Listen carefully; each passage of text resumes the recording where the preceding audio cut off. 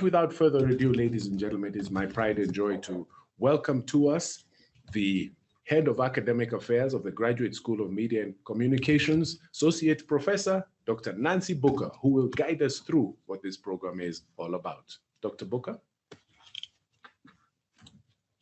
Thank you very much, Gitonga, and I hope you can hear me from wherever you're joining us. In Nairobi, it is good afternoon, and the sun is out today, so we have a lot to be grateful for today. So my name is Nancy Booker, and I'm the Director Academic Affairs here at the Graduate School of Media and Communications. And I also, do quite a bit of teaching at the school. And I guess for many of you who are, looking to sign up to this program, one of the questions that then you are grappling with is this the program for me?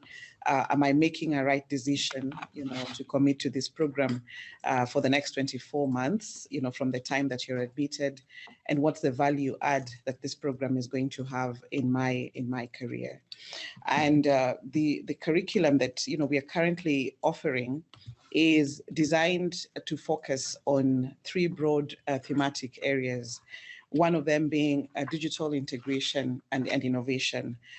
We come from the space where we know that a lot of the teaching or the instruction and the work around, journalism has been very siloed. So you're either, a print journalist, you're a broadcast journalist, and even within, broadcast, there are those who further dichotomize that and say, I'm a radio journalist, I'm a television journalist. But what is happening today is, a lot of the newsrooms are moving towards that digital integration, and then also coming up with innovations that then would support ways in which we engage audiences, ways in which we tell stories, and even collect those stories, in which we bring in data in our stories, but also ways in which we send that information out to people. So that's one of the broad thematic areas that this program is designed around. And then secondly, and most importantly, is developing specialized, reporting areas for the developing world. So we are very grounded in the East African region, but we are seeing a lot of interest in our programs, for folks who are coming out, further afield. And our main focus then will be to what extent does this curriculum then support specialized reporting for the developing world. And then thirdly, and the most important thematic area for us is the issue of entrepreneurship and media management. So our program, is encapsulated within those three broad areas. And why was this important? I think, Dan, now you can move to the next slide. This was important for us because when our program was first conceptualized in 2015 and the approvals internally were given to mount this program, at that particular time, and this still remains true today, East Africa needed journalism and still needs journalism that can make itself heard. Journalism that is able to raise the quality of public debate and get people to engage and, create conversation points for the public, a journalism that empowers citizens to think for themselves, to hold, institutions to account, to hold governments into account, to be able to ask critical questions, and most importantly, to be able to spotlight, some of the challenges before they actually become a crisis. And so when our program was accredited in August of 2017, we finally got the green light to, go out and mount our program. So for those of you who are looking to join the program in January of 2022, you will be the 5th cohort, which means we have, we now know what we are doing. We have experimented, we've learned from our challenges, and we've become better at what we are doing. And as we think about the program, some of the things that we are aware of is the fact that the audiences are changing, everybody is a journalist today. Their new business models and the environment, whether it is social, cultural, economic, or technological aspects of the environment, all these are changing, and our program, is able to respond to those needs and to those concerns as we teach, but also as we, empower you to go back to the newsrooms to be able to do your work. So I'll skip the program philosophy because that's detailed, but I'd like to focus a little bit on our values, because that's important. When you're signing into a program, you want to know what are the values of this academic program that I am signing up for. For us, academic excellence and freedom is a very integral part of what we do. We allow students to come into a program to exercise their minds, to be able to bring in, their everyday lived and work experiences to be able to enrich the learning. And so that freedom, to be able to challenge some of the notions, some of the theories, some of the practices is very much welcome in the everyday class discussions. Intellectual rigor is an important part of it, because if we are saying that we are, we're producing quality, then it has to be evidenced in the sort of intellectual discourse that happens within the classroom.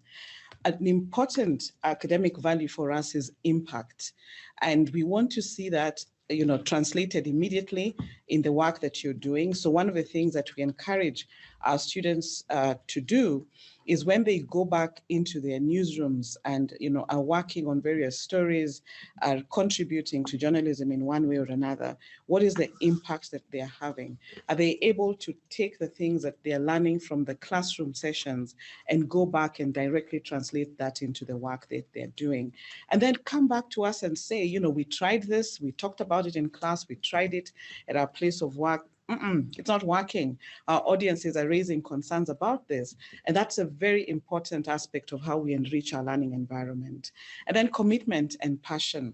We want people who are committed to journalism, who are committed to truth and to defending that truth, and who are very passionate about the work that they do. And, as we operate in a context, where there's a lot of disinformation and misinformation, and where everybody today is a journalist, an important value for us is the ethical practice. So a lot of our teaching will focus on what are the ethical issues, that you then have to be able to contend with, and how do you respond to them as a journalist who's operating, within the developing world.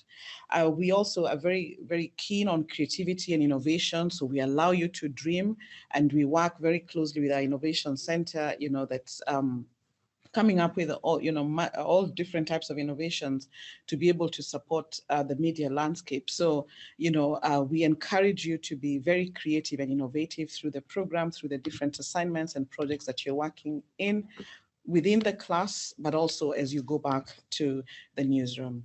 And lastly, relevance and competence. It's important for us that the training that you're getting is relevant in the context in which you're operating.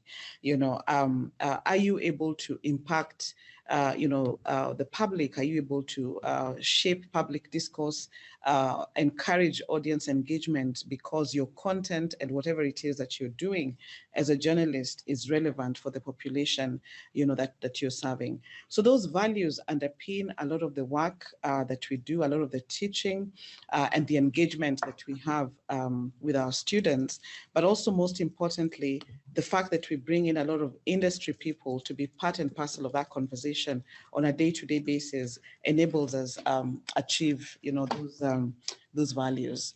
I'll skip the goals.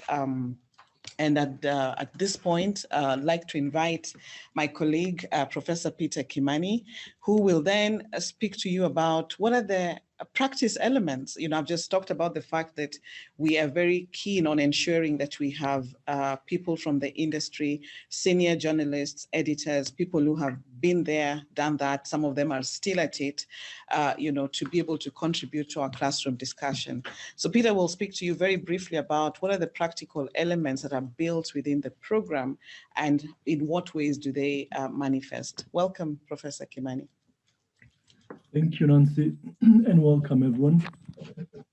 So we have a number of, I hope you can hear me clearly. We have multiple foundations in journalism that look at different elements of the craft. And what I can say is that you'll be doing very practical assignments. So you just don't theorize the practice of journalism.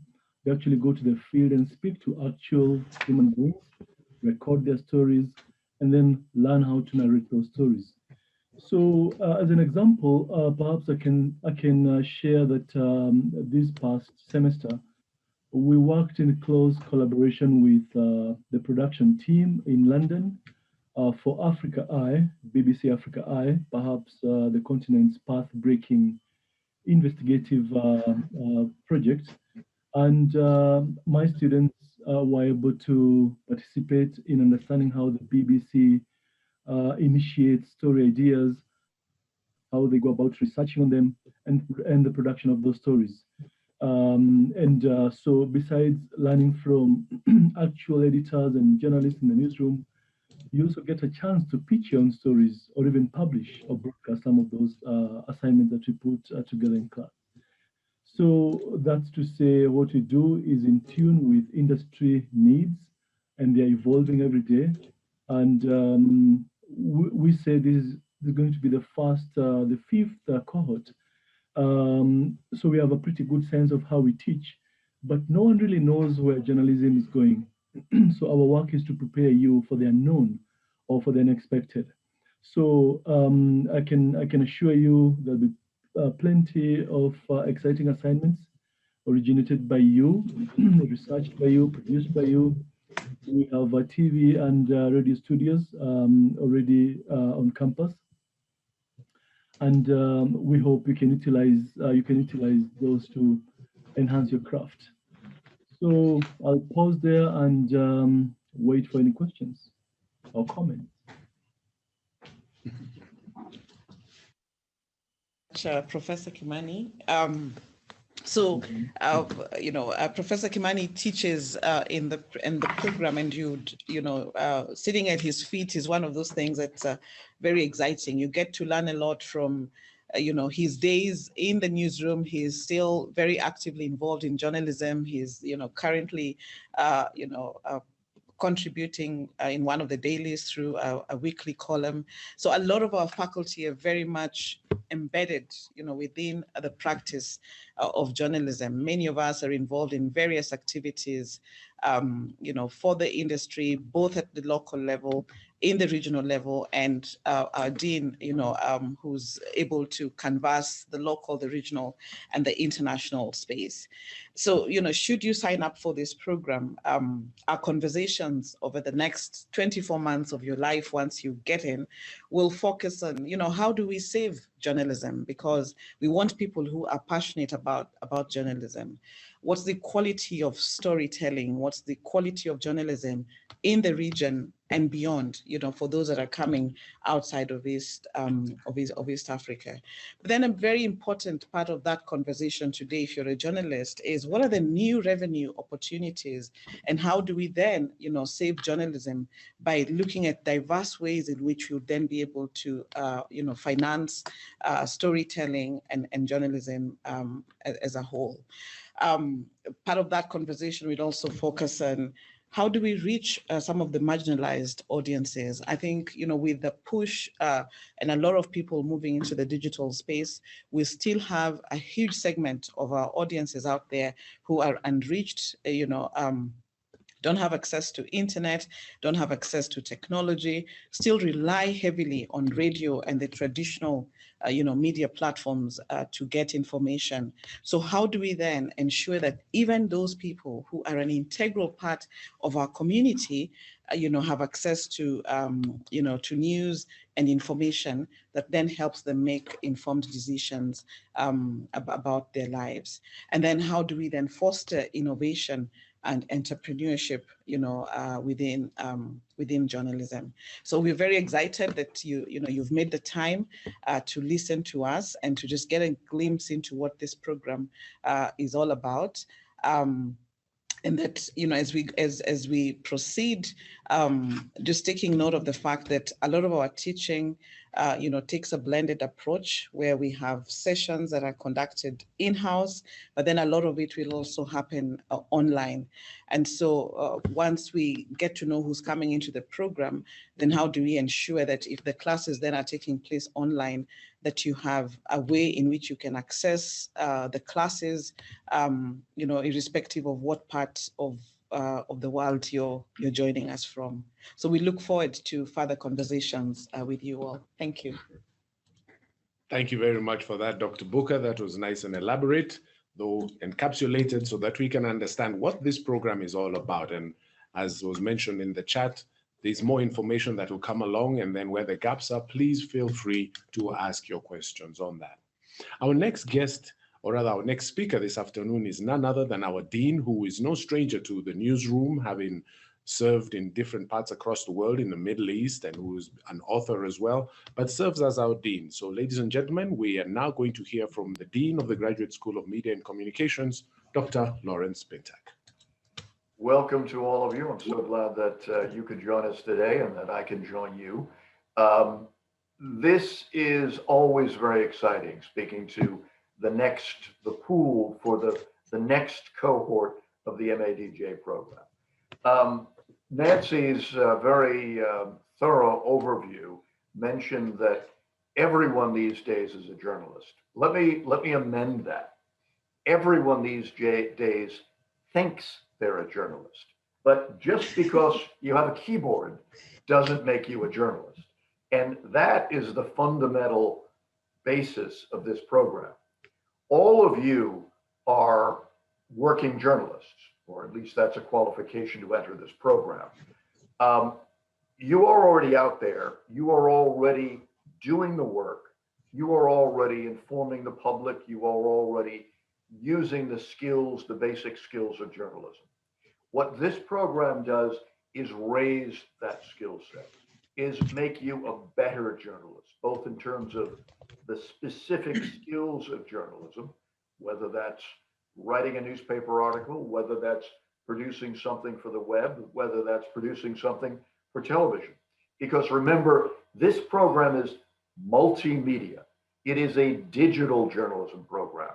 So if you are a dyed-in-the-wool print person, for example, you are going to learn how to use the tools of digital journalism, whether that's capturing video or interviews on your cell phone, with a cell phone these days, you can produce an entire TV story. You can go live on television with a cell phone, or you can produce content for use on the web. But we're not just going to teach you how to use a cell phone. You're going to learn how to use cameras, editing gear, how to podcast, all of the various elements of multi-platform journalism. The idea is that after this program, you can function on any media platform, whether that's producing a story for print, reworking that story for the web, and producing a television version, or whether that's if you're a print journalist and you're out in the field and you work for The Nation or The Standard or The Citizen, and your organization has a TV station, you can do a live piece from the field. You will have learned how to do that, from basics like don't look all around while you're talking to the anchor, to holding your eyes on the camera, to managing yourself, thinking on your feet, and most importantly, thinking critically. The world is awash in misinformation and disinformation. And so much of that filters up into the mainstream media. We as journalists inadvertently repeat things that are just not true because we saw them on the web, or we thought someone who we thought was an expert said it. And it turns out that person wasn't an expert and we didn't do our due diligence. So these are all of the things that you're going to learn in this program. Just to touch on, I know some of my colleagues are going to get into more detail, but to touch on some of the questions in the chat, this is a program that is meant to be not full-time, but it is structured so that you can be working while you're doing the program. And we are very pleased that this year, the cohort that began in January We have 15 students in Kampala who stay in Kampala, and we teach them in Kampala because the courses are online and they're face-to-face. And so if you're in, for example, Uganda, you will stay in Uganda and we will go to you on a periodic basis, basically a monthly basis. There'll be a week of intensive work at the beginning where one of our chief leader of our technical team goes up and teaches you how to use equipment, cameras, etc. But then we'll periodically, faculty will go and do face-to-face intensive with you. But much of the program, is online. And so you're in online classes with the Kenyans, the Tanzanians, the Rwandans, etc.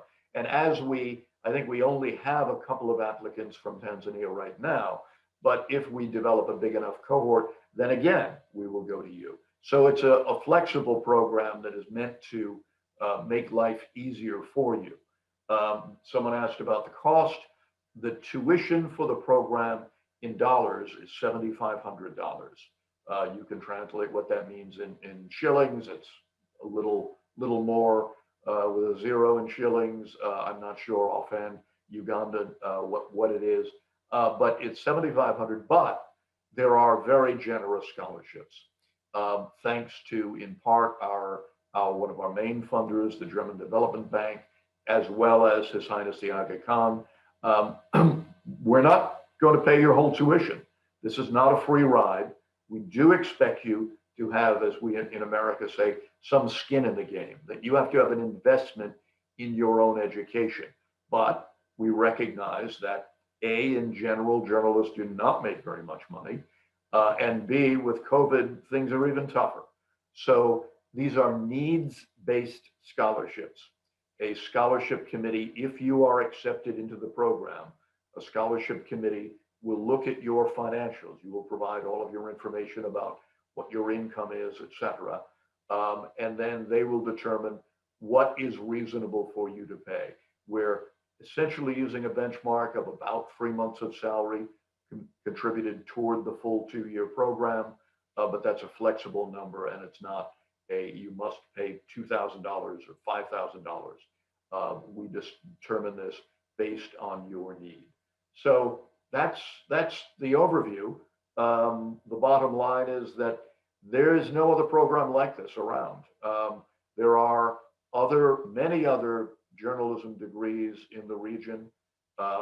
Most of those are theoretically based. The fundamental difference between this program and most of the others are out there in the world, not just in East Africa. And this is true of, I know we have a few Pakistanis who are looking at the program. I think there's one Afghan. This is true there as well. Most programs are theoretical, or if they are hands-on journalism, they are taught by, and I say this as somebody who does have a PhD, and obviously Nancy has a PhD and Peter Kamani have PhDs, but most of those other PhDs who are teaching in these other programs are PhDs who are just academics, who have never been in the newsroom, who are not working journalists. As Nancy said, Peter writes a column for the Standard. You can read that every week. Nancy herself is on the Media Council. She plays a role in the Kenya Editors Guild. And this is true of we have many of our part-time faculty who are very senior working journalists whose names you would know. I keep my hand in the business. I report occasionally internationally. I write books, etc. So we are all, and my career is not as an academic, it's as a journalist.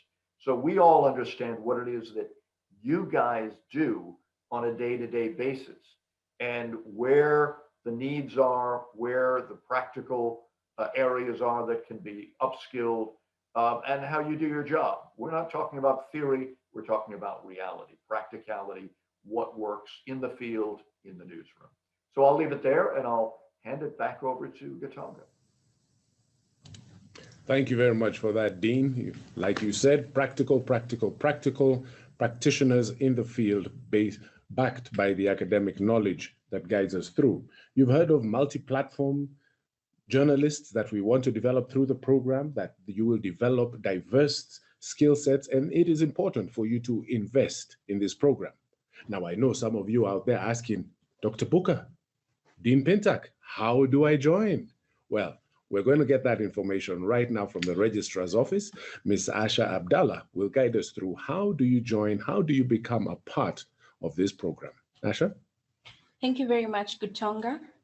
Good afternoon, everyone. My name is Asha Abdallah. I'm the Assistant Registrar, and I'm in charge of admissions into academic programs at the Graduate School of Media and Communications. So I'd like to take this opportunity to highlight the Aga Khan University's admission processes as you commence this very important journey into this very competitive Master of Arts in Digital Journalism program. So I know that most of you have already started applying into the program by filling in the online application form. And I'd like to remind you that the deadline for receiving applications is July 30th, 2021. So you have a couple of more days to complete your application and try if you can be able to get into the program. So once we receive these applications, applicants will be shortlisted based on the minimum eligibility requirements, and therefore an applicant is required to meet the academic qualifications, that is, have an undergraduate degree, as well as meet the minimum years of experience that have been outlined for this particular program. You will then be invited to sit for an admission test, while at the same time, you'll also be required to prepare a portfolio of work. And at that point, we are going to provide for you a template that you can use to present your portfolio of work. After doing the admission test, you will also come for a session, which is an oral interview with the faculty. And after all this is done, then the final selection will be done, and the successful applicants are going to be issued with an offer letter, and at the same time be required to or asked to apply for the scholarship into the program. So while you're putting in your application for this program, please note that the key documents that you will require in applying for this program include a passport photo. One of the other documents is a copy of your academic transcripts and certificate. You will also require to write a personal statement and submit it as part of the online application form. You'll need a copy of your ID, proof of payment of the application fees, and we have also provided templates which you can give to your professional referees and your academic referees and ask them to submit your references to us at least before you come in for your oral interview. So that's all I have to say for now. In case you're facing any challenges, kindly contact me through the email address that we will share on the chat box, and then we can be able to see how we can help you submit your application for this program. Thank you. Oh, thank you very much for that, Asha. Very succinct and to the point. You hear the details, you see the dates, and a lot of those you will find on the website and out there. As Asha has mentioned, some of you are in the pipeline, so to speak. You've already started the process, and some of you, it's in process. What do I do next? And somebody whom you've talked about with, now you will actually see him face to face, is Mr. Joe Nyaga, who will tell us, what do we do if my application is in process? Joe? Yeah, so thank you so much, Gitonga. It's good that you're finally getting to see the face behind the voice and behind the emails. Thank you so much for answering my call and joining us for this meeting. So for me, it's just to encourage you to apply for the program, submit your application. We're going to hear a little bit from our alumni who have been impacted by the program in their various careers and other sectors of their lives. So submit as soon as you can. You've had the qualifications and the criteria that you'll need to submit your application, because in the end, when we have a large pool of applicants, which we already have, we're going to use the first come, first serve principle. Yeah. Also, I would like also to encourage you to share the information about the program with your colleagues, especially for the Tanzanians and Rwandans who have joined us today. We are trying our best to reach as many of you as we can, but kindly, so that your colleagues and your networks can also benefit from this opportunity, please be sure to share the information with them. Thank you so much. We look forward to seeing you during the program. Thank you for that one, Joe. So yes, that is Joe. You've heard of him. He's called you, you've emailed with him, you've seen him now in person. So at least that'll make it a bit more personable in terms of who it is you're interacting with. They say if you want to know the qualities of a good chef, you sample what they cook. In that connection, we've told you our program is none like any other. It is a unique program in itself.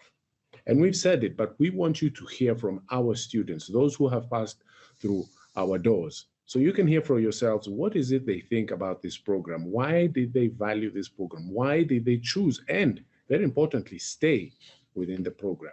And we have two of our guests who will be joining us today.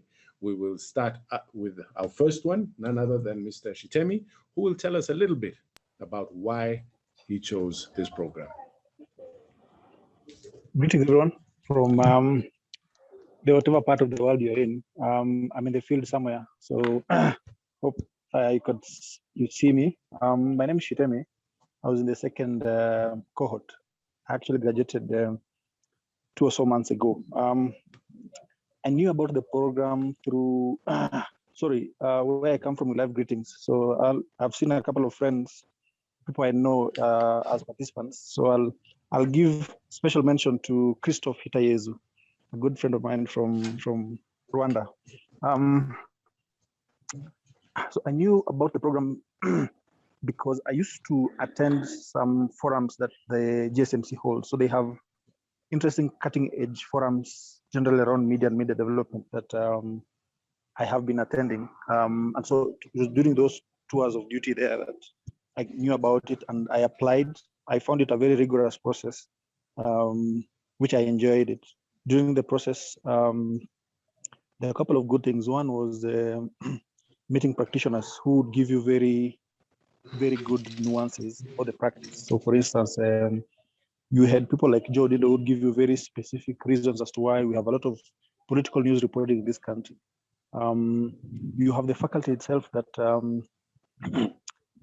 for instance, Professor Kimani has published 2 books. His PhD is actually on one of those books. So very practical examples. It was also while it was also very, a bit theoretical, it was also very practical in terms of some of the deliverables you'll be expected to meet that actually gradable. So it is a digital journalism course. So it's also teaching you digital journalism, the practice itself. So for you, you must at least ensure you live there with the practice experience. At the same time, you have very interesting partners. So I am interested in business models and revenue models.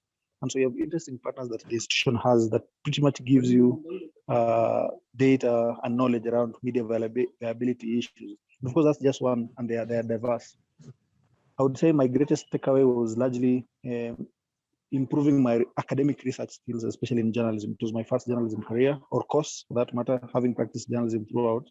And so these answered it. I think almost immediately after I graduated, there was a consultancy assignment that I did that required my research skills in journalism, that it came in very handy. It was almost godsend.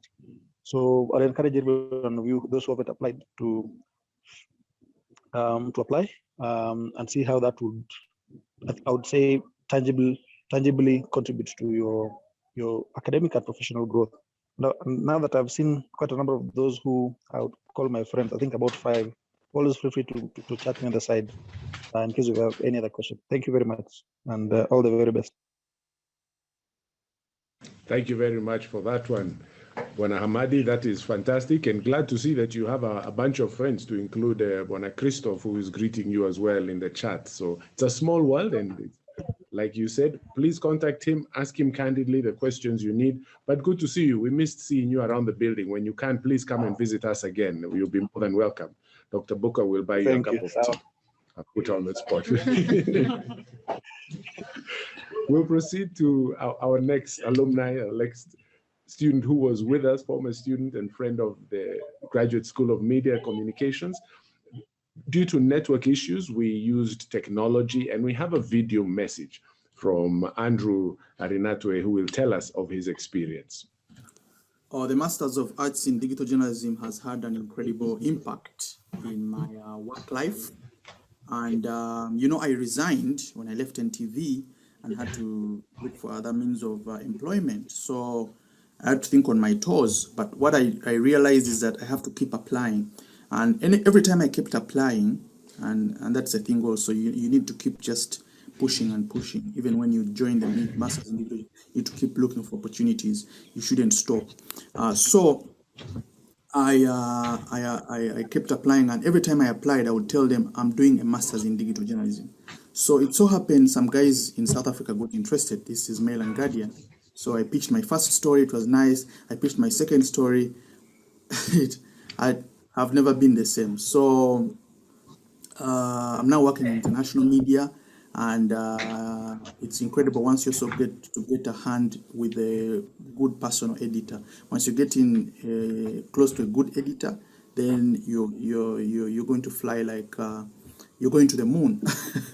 That's what will happen. You'll go to space. So my work life has changed. My networks have changed. People who are following me. I see many people on social media saying that I need 4,000 followers, I need 400. Me, one guy can follow me and can have 1 million followers, and that's enough. And most of the guys who are following me are verified.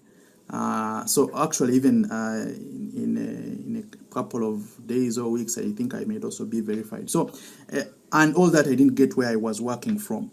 So, and the exposure. So, I mean, while it was good where I was, but then the Masters just takes you to a whole new different level where you're respected, meeting a whole new network of journalists, and then doing work in a professional way, and also just meeting another new class of journalists who are able to take you to a whole new level.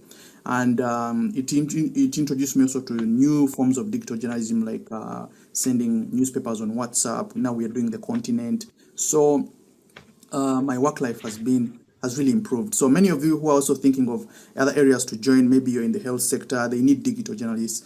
I've also been looking at Red Bull. They're doing in incredible digital journalism. Reuters is also now looking for journalists. So I think the opportunities are just available and waiting for us to just grab them. Thank you so very much for that one. It's a short video, but you can see what he said about it. Improved network, something very interesting. More respect. That was an interesting thing that he mentioned on that. And as Shitemi mentioned, he learned something. The research skills are applicable in real life. It is not just a theoretical thing. So congratulations on that. And thank you both for sharing. Ladies and gentlemen, this brings us to the conclusion of today's program. We really want to thank you for taking out your invaluable lunchtime, or otherwise, because we're in different time zones, or other time to learn more about our program here today.